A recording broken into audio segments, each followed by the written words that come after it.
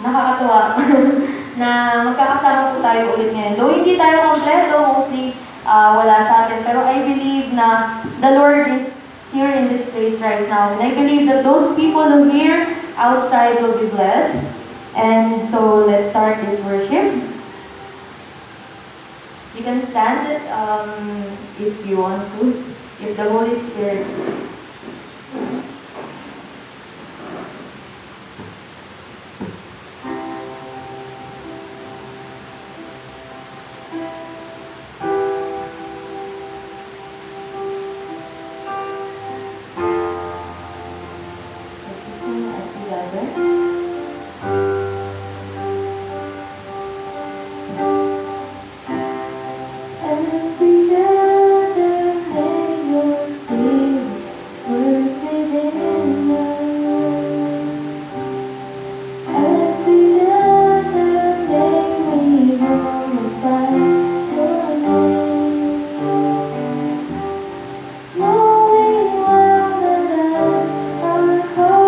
Begins to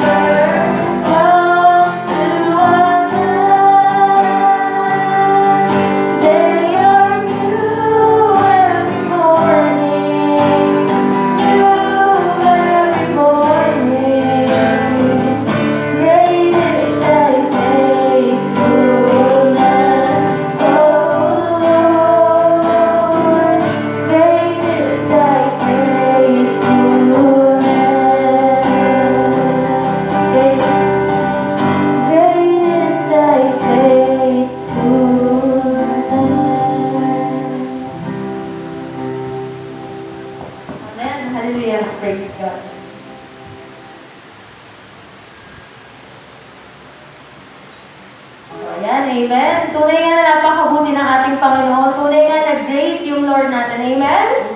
Amen, amen. So right now, let's sing this song saying that, Lord, my life is in you. That no matter, Lord, kahit anong mangyari sa buhay ko, Panginoon, no matter what circumstances na dumating sa buhay namin, Panginoon, Lord, my life is in you, so therefore, I don't worry about anything, Lord God. I worry about you, Panginoon. I concern about you, Lord God. For my life is in your hands. Amen? Amen. So let's sing this song.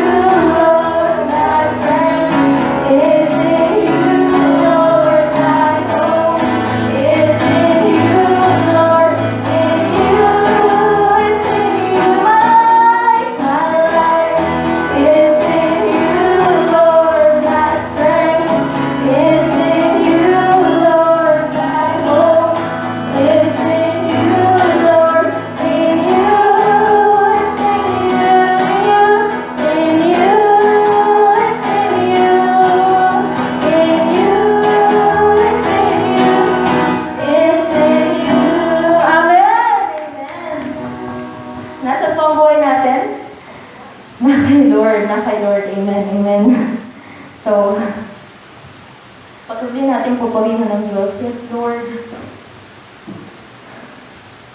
We praise you for this day, Lord God.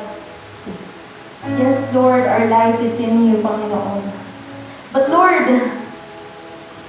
there are still people, Panginoon, that don't offer their life to you, Lord God, but we are different from them, Lord God. Lord, we will never get tired of declaring that we want to offer a life to you. Everything that we have, Panginoon, is in you, Lord God. Our pain, our joy, our sins, our sorrow, our past, our future, Lord God, our all is in your hands, Lord God. All that we have. So right now, Lord God, as we sing this song, Panginoon, that Lord, we offer our life to you, Lord God. May acknowledge this.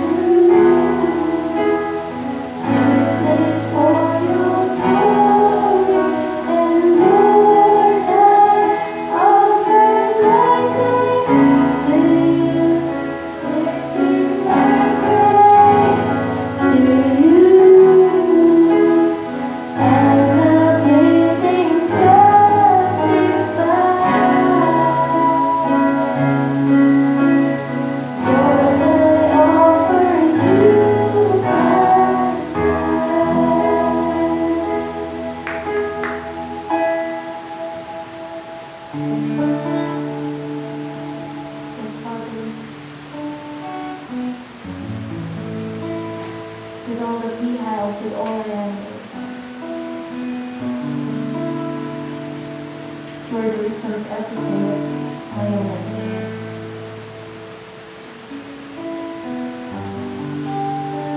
You are the reason that I breathe, the reason that I sing, Father. For my life is in you, Lord God. For this life will be nonsense without you, Father. We love you, Lord God. And this love that we have in our heart is the reason why we sing. It's the reason why we worship. Even though others won't understand why you are doing this. I know, we know, and we know, Lord God, that you did.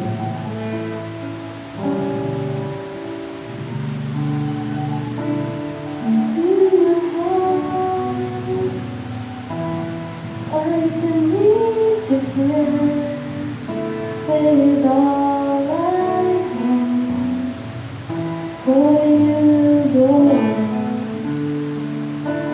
behold the world in the palm of your hand.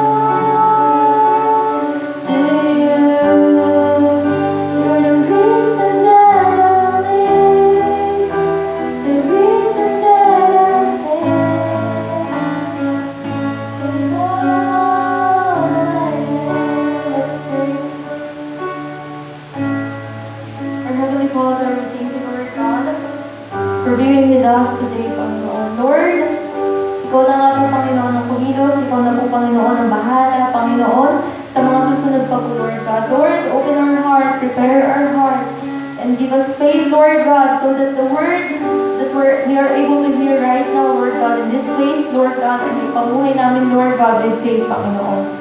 Lord, we thank you, Lord God, for being with us in this worship, Lord God. We believe that you are here, you are hearing it, Lord God.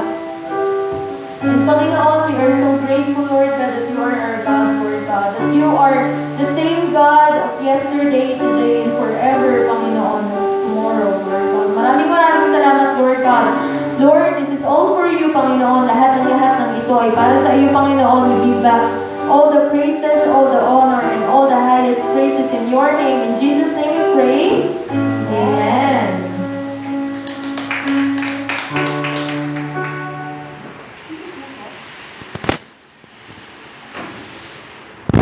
Sa inyo lahat, actually, nakakatuwa na despite the number of attendees na meron tayo ngayon, considering kasi yung pandemic, syempre, we have age restriction, and then yung iba, very protective or very ingat sila sa kanilang health. So, given this number of people, but despite of that, sobrang, alam mo yun, yung naramdaman natin kanina na hindi nasa bilang ng tao tumitingin yung Diyos. He will continuously join us kahit na 2 o 3 lang tayo nag-gather or kahit na tayo lang yung nandito ngayon, His Holy Spirit will continuously pour out dito sa atin.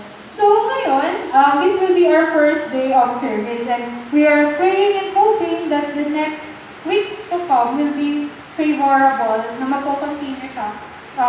Let us continuously pray sa situation ng Pilipinas because if things will get better, then the service will continue. And if things will get best the most, then ibig sabihin, magkakatipon-tipon na tayo ulit ng kompleto.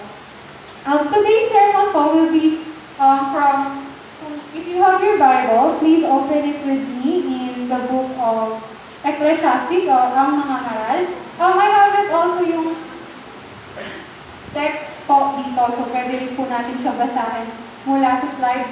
Yet I encourage na we will have our Bible with us para mabasa din natin, makita natin na physically yung salita ng Diyos ay what if mali yung napunta kong slide, at least you yourself can correct it and can verify it yourself. So, basahin po natin ang sabay-sabay ang mga ngaral chapter 12, verses 13 to 14. Sabi, sa kabila ng lahat, isa lamang ang aking masasabi. Matakot ka sa Diyos at sundin mo ang kanyang mga utos, pagkat ito ang buong katungkulan ng tao. 14. Lahat ng gawin natin, hayag man o lihim, mabuti o masama, ay isusulit natin sa Diyos. Tayo po'y manalangin. Amang makapangyarihan sa lahat, maraming salamat po sa araw na ito.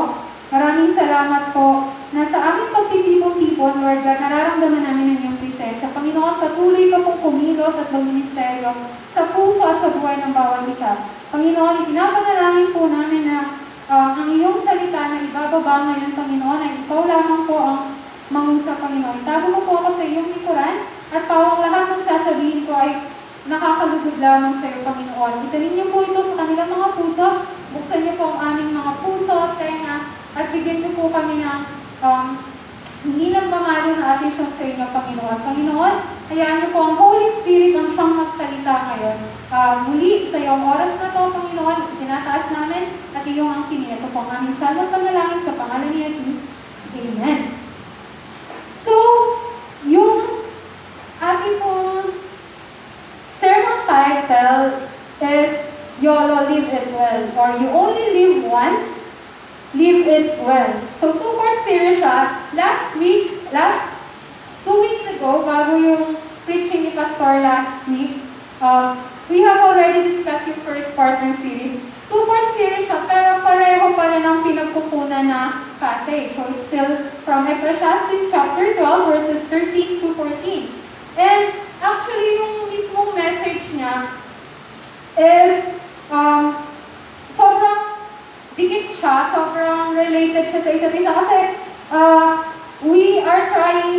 understand or we are actually trying to answer yung question na how to live well. O paano natin may sasabuhay yung buhay natin ng nanginang o mahusay. Most of the preachings, if you are to notice, actually natutuwa ako kasi despite we don't communicate like, Pastor, ito yung word ng manuscript mo ngayon, and ito yung nakikita ko yung relation ng manuscript ng mga sinesend niya, and also yung ina-impress na word sa akin ni Lord. And come to think of it, it's mostly about how we can live this life well. Kung kasi last week ang preaching ni Pastor is about paano maging kalugod-lugod yung buhay natin kay God. Diba? From 1 Thessalonians 5, so sinabi niya doon, we should ought to rejoice, we should ought to pray always and always give thanks. Ngayon, kukunin naman natin siya sa Book of Ecclesiastes ulit. Kasi Book of Ecclesiastes, as said before, sa ating preaching last week, it is one of the wisdom books ng Old Testament. Yung wisdom books, tulad ng Proverbs of Solomon and also Job, ito talaga yung pinakagusto niyang sagutin. Paano ba tayo dapat, that's the word, paano ba tayo dapat mabuhay? So, last week, we actually have 3 points. So, if you remember it,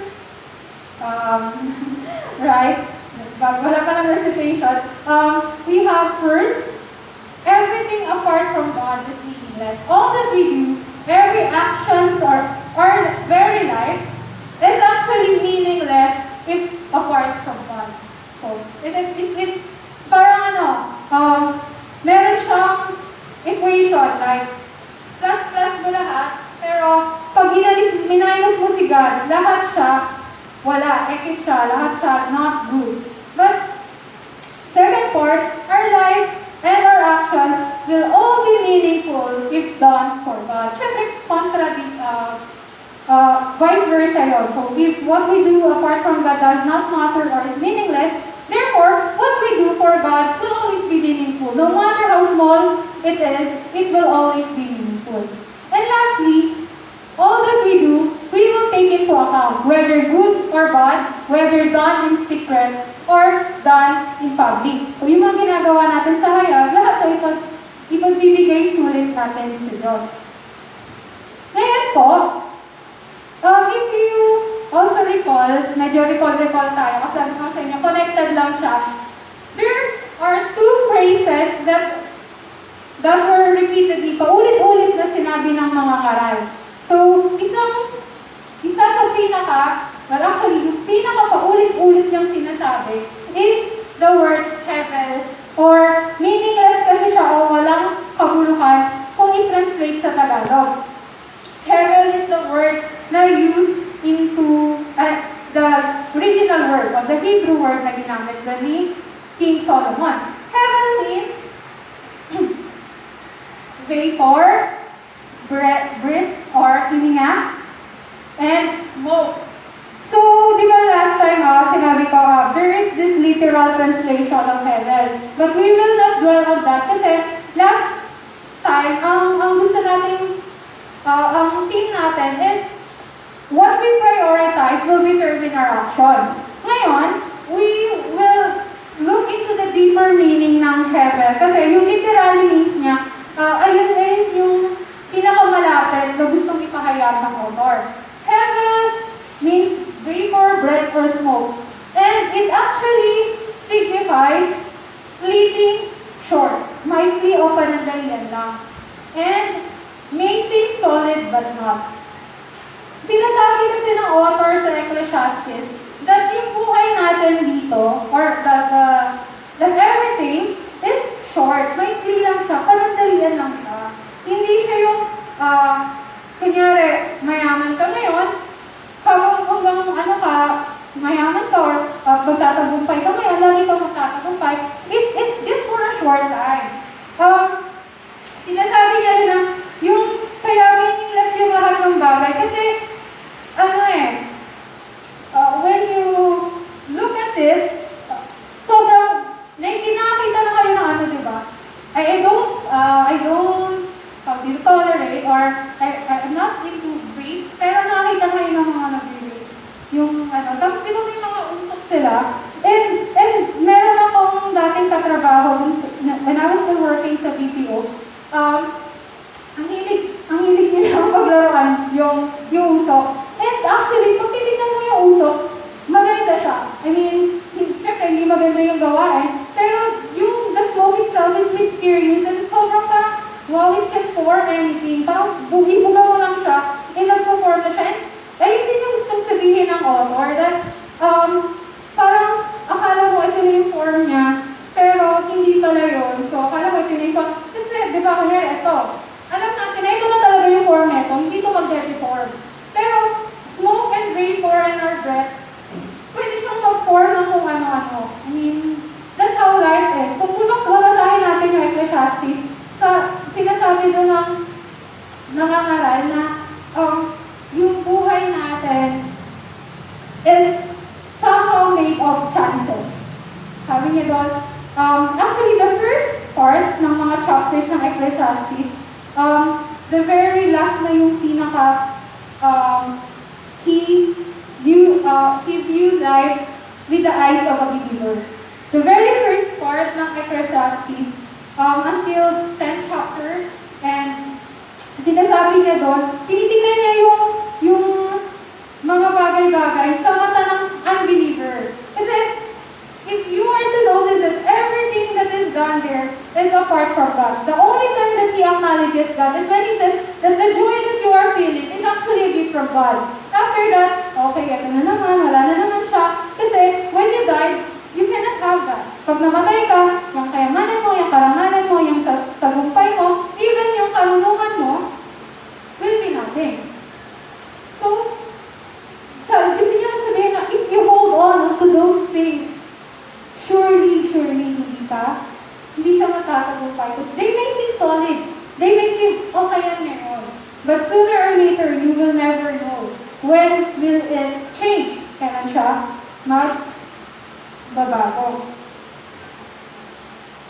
Since vapor means short and fleeting, basahin po natin yung awit verses 9 to 10. Sabi po sa awit 9 to 10, buhay namin umabot ng 70 taong singkat, minsan may umabot ng 80 kung malakas, yaong buong buhay namin sakbili sa dusat hirap, pumapanaw pagkatapos dito sa maliwanag. What it actually wanting to say is, alam niyo ginagamit na to when I was still a new Christian. Isa to sa mga verse na sinabi sa amin ng spiritual mother ko, that the Bible has already said that life expectancy of man in the years to come, it will be 70 to 80 years old. And no doubt, sinabi po ng WHO, nung naglabas sila ng data recently, 2018 lang po siya, that the life expectancy on Earth is actually 66.2 lang sa lalaki and 72.6 sa babae. It's not really far from what the Bible has predicted. Diba, 70, 80? Wow! The Bible already said that. Ano yung sinabi na yan? Nahit sa na kami ng Bible. Kaya yung Bible, if you will read it, we will have the grasp of, ganito pala yung mangyayari. Ito lang pala yung buhay na meron kami. And it actually never ends.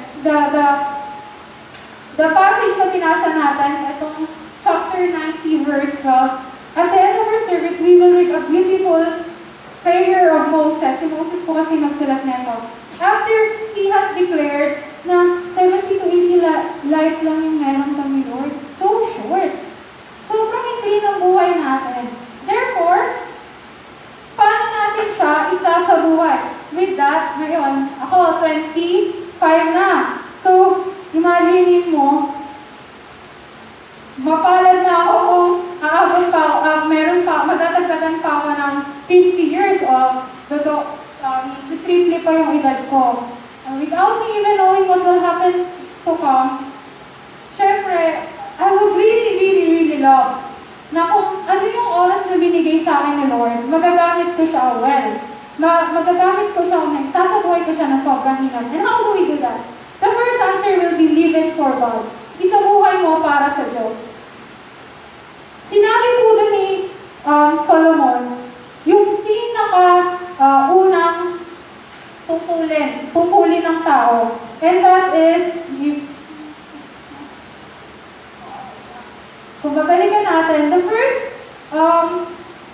job ng tao or tungkulin ng tao is matakot sa Diyos at sundin ang kanyang mga utos. Hindi niya sinabi na ang unang tungkulin ng tao ay maging mabuti sa kanyang mga magulang or di naman kaya ay maging mabuti sa lahat. He actually emphasizes that we centered or we live this life for God.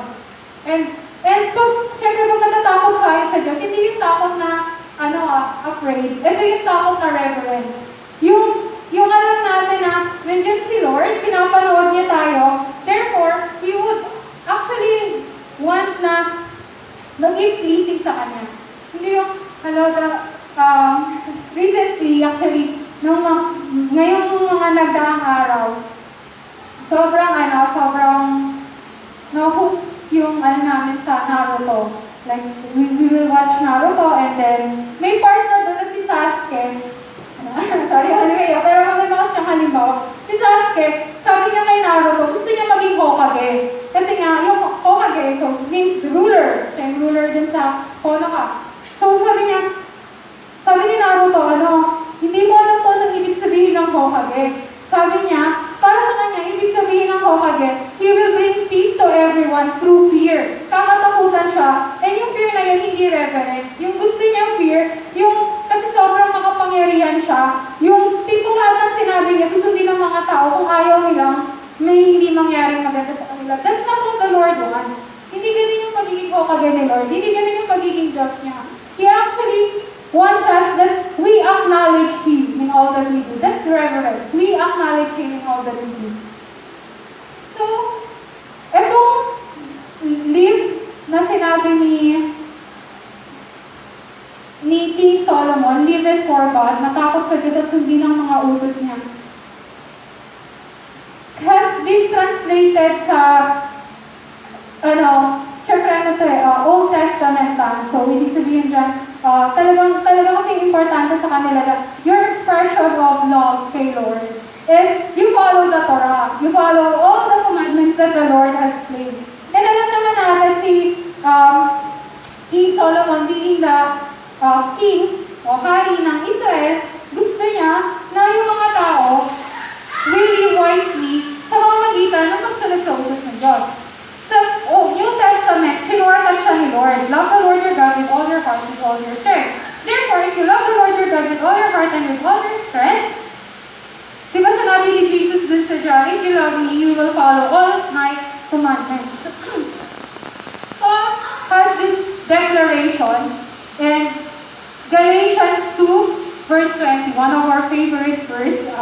Madalas ko siyang naririnig sa mga classmates ko sa seminar, mga verse ng mga ministers.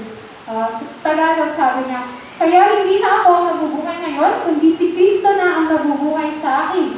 At ang buhay ko ngayon sa katawan ay kinabubuhay ko sa pamamagitan ng pananampalataya sa anak ng Diyos na nagmahal sa akin at naghandog ng kanyang sarili para sa akin. If you were to notice, live for God, it's because He loves us and He has offered Himself para sa atin. It's always like, siya muna, bago tayo. Ganun yung nangyayari. We live for God, not because we choose to live for God. It is because,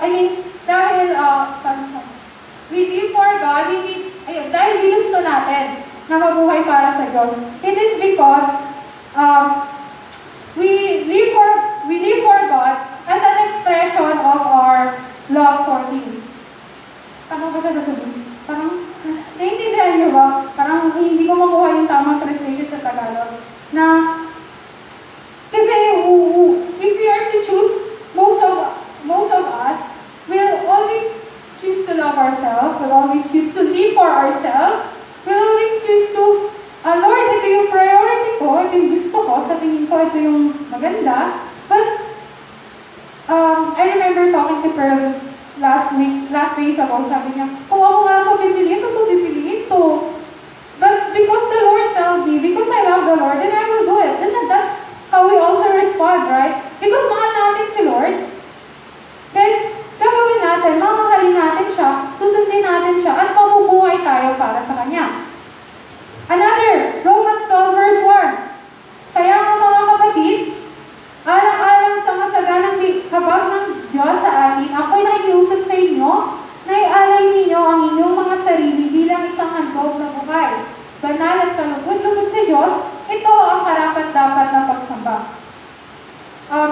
before Paul, I already had this preached.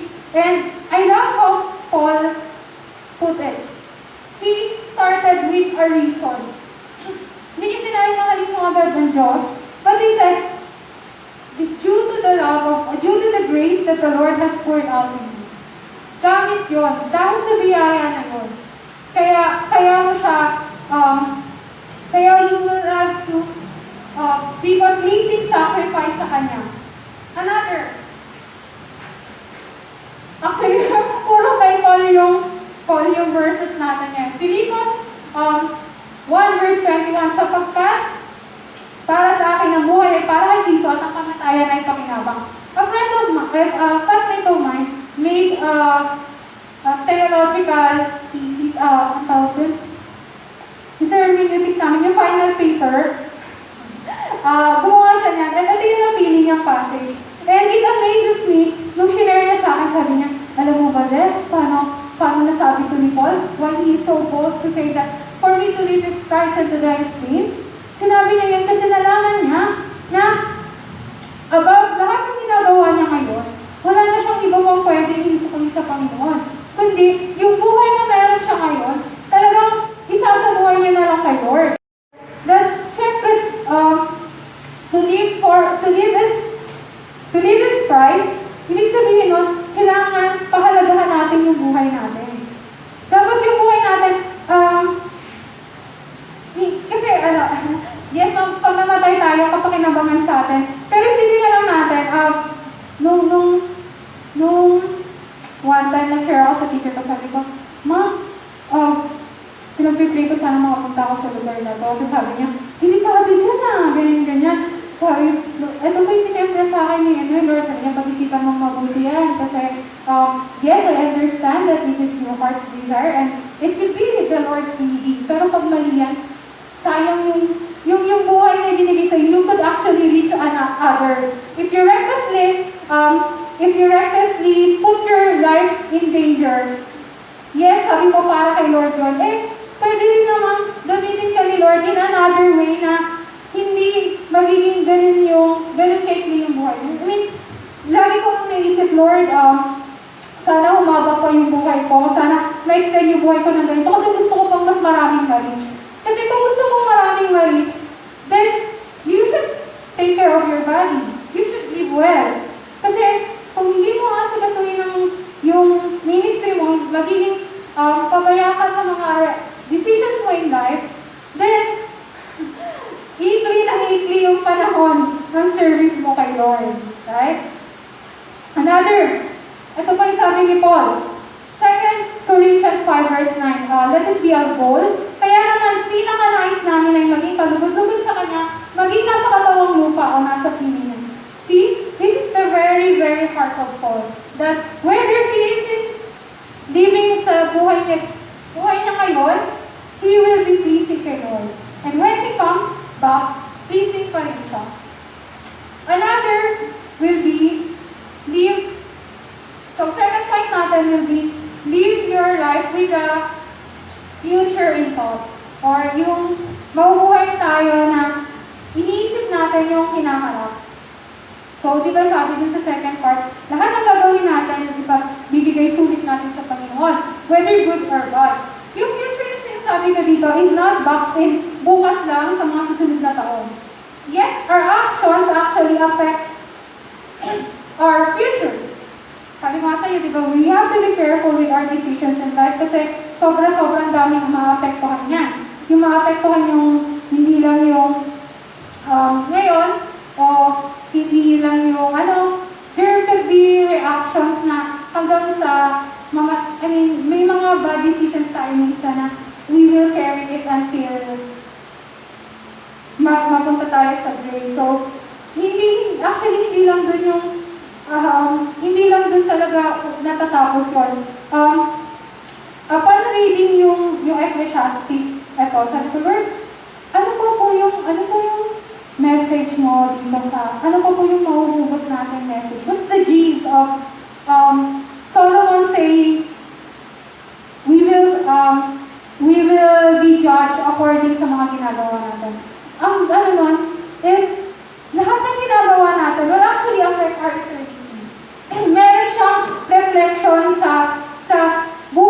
natin sa hinaharap. Di ba yung context ng Ecclesiastes nung mga first part, lalo sa, actually, the whole context of Ecclesiastes, yung paulit-ulit na sinasabi under the sun, do you still remember the meaning ng under? And the life that is only in this earth. Yung ano lang, yung 70 to 80 years of lifespan. Ayun lang talaga yung sinasabi niya. Pero yung sinabi na ni Solomon yung pagbibigay sulit natin, hindi naman tayo magbibigay sulit sa Panginoon habang nabubuhay pa tayo, di ba? It actually will be done one day sa Judgment Day. That will be once we're dead. So, ibig sabihin nun, we have to look into our eternity. I mean, itong mga actions ko, kung buhay ko na to, kasi parang, kasi pag binasa mo yung Ecclesiastes, walang kabuluhan. Bakit ako mag-aaral? Wala namang palang kabuluhan eh. Bakit ba ako magsisikap? Wala namang kabuluhan. Then it will be answered, magsisikap ka dahil para kay Lord. Hindi lang para kay Lord. Because you know that your actions, you will be judged by the Lord. Kunyari yung buhay mo ngayon. Hi, Des. Kamusta? Yung 60 years na binigay ko sa'yo, paano mo ginamit? Ano yung harap mo kay Lord? Lord, ganyan. Siyempre, di ba, we don't want that. We want that, when we praise the Lord, we will have, Lord, thank you kasi binigyan mo ako ng pagkakataon mag-minister kay ganito. Thank you, Lord, kasi ginamit mo ako sa ganito, sa ganyan. Lord, ganito, ganyan. And then we will have this heart. If that's what we are thinking about, that we want to please God, and when we meet Him, we want na ito yung mga judgment, hindi naman sa reward, hindi naman puro reward. But it's just that we want na yung lahat ng actions natin, parang checklist, ganun. Okay, right? Then, we will have this in our mind lagi. We will have this, everything that I do will have a reflection in my eternity. Hindi naman nababago yung salvation natin. I mean, if you really accepted Jesus Christ, kahit makasala ka, hindi ka naman mawawala sa listahan ni Lord. It's just that we want na yung mga reflections ng life natin dito, no matter how short we are, when the Lord look at it, yung ganda ng record na ito, ganda. So, sabi dito sa Romans 2 verse 8, sapagkat ginagawa niya sa lahat ng tao ang nakaayon sa kanilang mga ginawa. Hindi po kita naka ni Lord, medyo ito ka niya. Sabi niya, huwag mong gagawin yan. Tapos, ginawa mo pa din. Of course, there is always consequence sa mga ginagawa mo. That's part of this.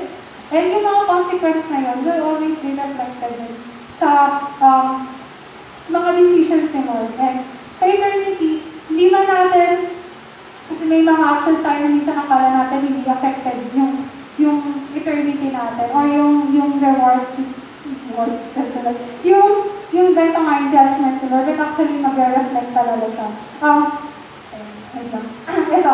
2 Corinthians 5 verse 10, sapagkat lahat tayo maharap sa hukuman ni Kristo at tatanggap ng nararapat ayon sa ating mga gawang mabuti o masama nang tayo ay nabubuhay pa sa katawan nito. Last kwenta na, yung spiritual mother namin. Kasi sa mga tinuro niya sa amin to, and yung picture na binigay niya sa akin. When we stand before the judgment seat of Christ, just imagine the Lord flashing your life before you. Parang nanonood ka ng movie marathon, and then every deed that you made, whether good or bad, whether big or small, nakikita mo, and you're not the only one who's saying it. Lahat. Kasi nga, di ba, Judgment Day, therefore, everyone will see, ito ang ginawa ni Des, this is how she spent her life. And you're like, Lord, ganyan. If you won't live your life, right? Oh man. Everyone will see just how you spend yung mga resources, including your life, na binigay sa inyo. Nung pumapasok nga yung sinisip na, actually, syempre medyo, magpagong Christian ka, sobrang, ngayon, burning ka rin kay Lord, and you have your imagination. Sobrang careful ko sa ako kasi isip ko, magre-reflect ko sa movie, makikita ng maraming tao. Tapos inisip ko din before na, pag nakagawa ko ng kasalanan, before the night ends, I really have to pray na, Lord, you ko nagawa, burahin ko sila para I have this thought na para hindi sila mag-show sa movie.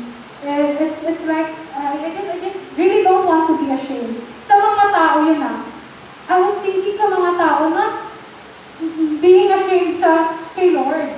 So, parang no. Nakakahiya lang siya. Share lang. So, in conclusion, how do we live well?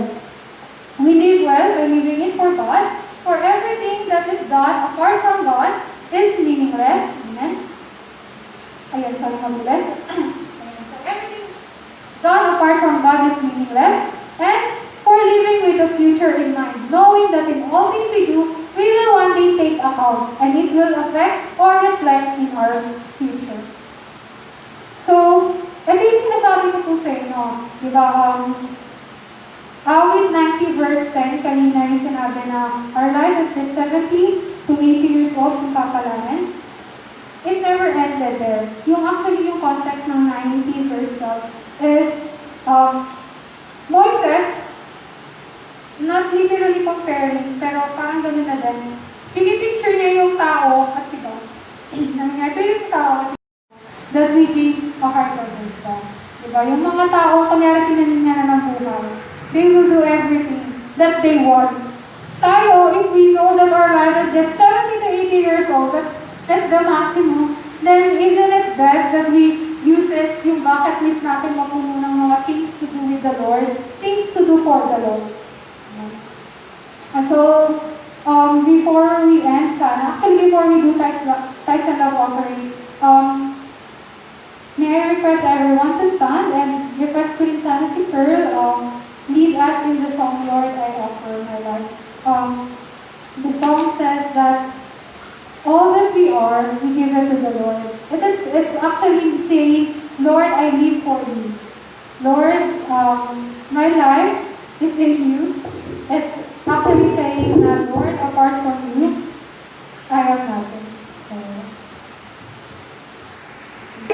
Heavenly Father, thank you for today. Maraming salamat, Panginoon, sapagkat alam namin na ang iyong grasya na siyang tumawag sa amin, Panginoon, at siyang patuloy na nagsustain sa amin sa araw-araw. Panginoon, maraming salamat sapagkat sa grasya mong ito, nakikita namin at higit namin nauunawaan kung sino ka at ano kami, Panginoon, kung ano mga dapat namin gawin at paano kami dapat mamuhay, Lord God. Father, it is my prayer that whatever we have heard today, whatever word that has been poured down sa amin ngayon, Panginoon, will not be stock knowledge, but instead, Lord God, engrave it in our hearts, Lord God. Always remind us, Lord God, of the truths that we have heard today, Father. Holy Spirit, always be there to impress to us what it means to live well, and that is to live for God, and to always put in mind the future that is before us.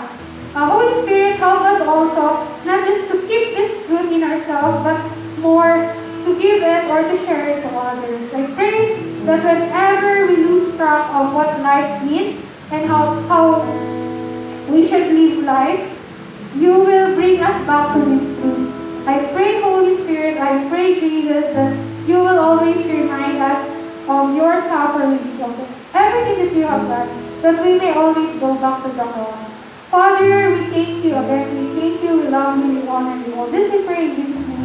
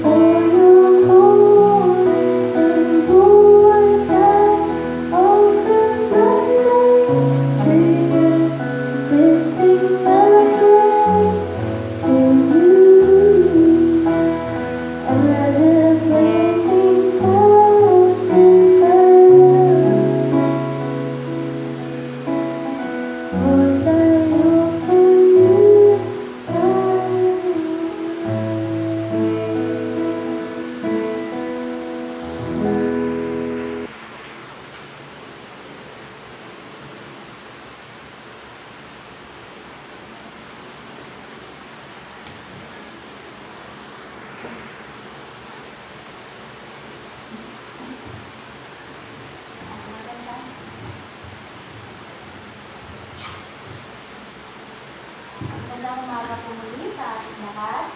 Um, Alam po natin na ngayon po yung unang araw ng ating service dito sa physical nating simbahan. Siyempre tayo naman po yung templo ng Diyos, di po ba? After ng community quarantine sa buong Pilipinas, lagi po na, ipapaalala lang po namin na ngayon po yung simula po ng ating service ay 9:30 po ng umaga. Maaari po ba pumunta tayo ng mas maaga sa 9:30 kasi po meron po tayong mga safety protocols na susundin po bago po magsimula ang service. At syempre, kailangan po natin magsuot ng face mask, face shield, and bago po pumasok dito sa loob ng sanctuary o sa ating simbahan, magsasanitize po tayo ng kamay at syempre po magpuputbat po tayo. Meron po siyang nakahanda dyan sa labas at kung wala po kayong dalang face mask, pwede naman po namin kayong bigyan po. And then, syempre po, observe, nahalata nyo naman po, at sa mga darating sa susunod na linggo, may po tayo, observe social distancing. Hindi lang po yan 1 metro. Lagpas pa po yan. Pero para po ipag-ingatan po natin ang bawat isa. Syempre po, may susundin po tayo mga age limit. Ang below 20 years old, o yung legal age po, below legal age, ay hindi muna po maaari pumasok sa ating templo, at yung mga senior citizen po. Huwag po kayong mag-alala, meron po tayong mga source para po makapahinig pa rin ng ating sermon every Sunday. At next week po, kapag nagsimula na po yung service ng 9:30 ng umaga, yung gate po nakasara na. Para po, makontrol po natin yung labas-pasok ng mga tao. Kaya iniimbitahan namin kayo lang pumunta ng mas maaga po sa 9:30. Siyempre po, lagi po natin ipag-pray yung family ng ating pastor at ipag-pray yung family ng bawat member ng Jesus Love Church. Sila pastor po hanggang ngayon nasa Korea po sila, hindi pa natin po makakasama. And siyempre, kailangan din po natin at accountability po natin na ipag-pray po yung bawat isa sa atin. Wag po natin isipin na ipag-pray lang yung sarili natin, maging yung kapwa natin mananampalataya at yung family nila para po sabay-sabay po tayo maging malakas. And yung offering po natin, napansin niyo po kanina, wala na po siyang hahawak. Wala na po humahawak katulad ng dati. Ilalagay lang po dito sa gitna, and then po, isa-isa po yung pagtulog po o pagbibigay niyo po ng offering and tithes. Siyempre po, mamaya po, after ng service natin, bago po lumabas, pagkatapos po ng service natin, isa-sanitize po natin po itong simbahan. Para po ready siya, kahit sino mang pumasok at lumabas, safe po sila. And then po, bawat labas po natin, maglilinis po kami. Kung sino pong gustong tumulong, pwede naman po. Thank you po. Bless you.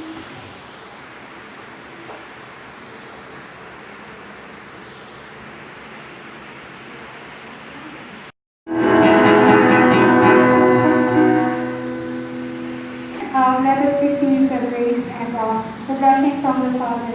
Naway pagpalain kayo ng Panginoon, bigyan niyo kayo ng kalakasan sa mga susunod